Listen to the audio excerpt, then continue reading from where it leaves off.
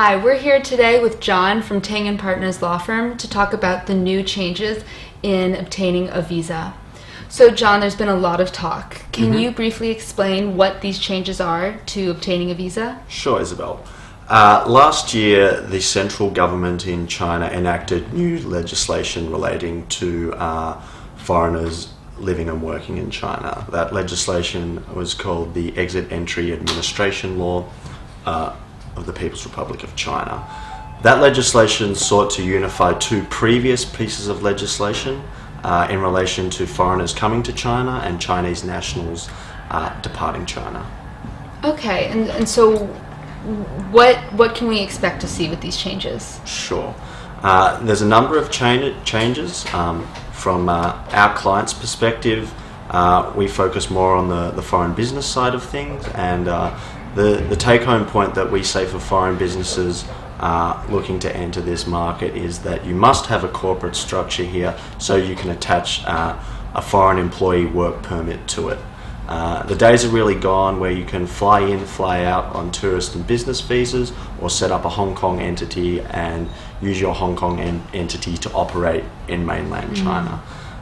With this legislation, the Chinese government are making it very clear that you must have a local entity here to operate from.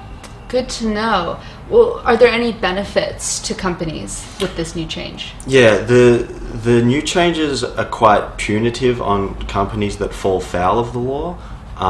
One change which is sort of opening up a little bit more is the 72-hour visa waiver, which I think is quite useful and efficient for high-level employees of the parent company who have a local entity here. So if you're the CFO or CEO and you want to more closely monitor your China operations, you can fly into China, go see what your company is doing in Shanghai, then fly on to a third destination.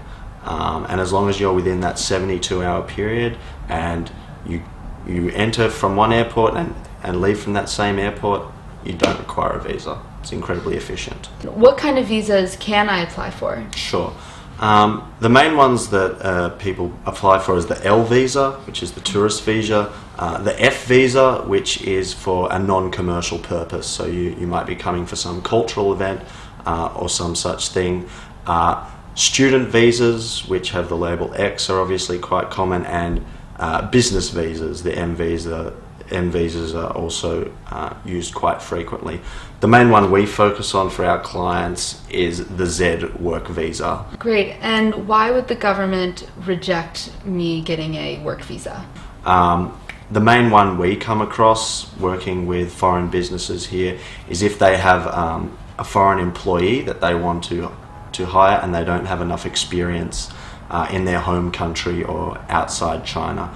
Normally, to hire an expatriate employee, they require 2 years experience outside China in the field that they're being employed for here. Is there any way to get around that 2-year work experience? Look, there is. It's taken on a case-by-case basis. It depends on the circumstances of the company and it depends on the circumstances of the employee. Okay. And what should companies be aware of when trying to obtain visas for foreign employees? I think one of the main ones that we encounter, and companies are often less mindful of this, is when a foreign employee is either fired or resigns from their employment from the company. I guess companies aren't mindful of this because the employee's left the company, but that doesn't absolve the company from obligations because if that foreign employee leaves the company and then overstays their visa, it's not only the foreigner who will be in trouble, the company also may incur fines and other penalties for that foreigner overstaying their visa. So what we advise clients and assist clients with doing is deregistering that foreign employee once they've left the company. Okay. Well, John, thank you so much. All of that was very useful. You're welcome.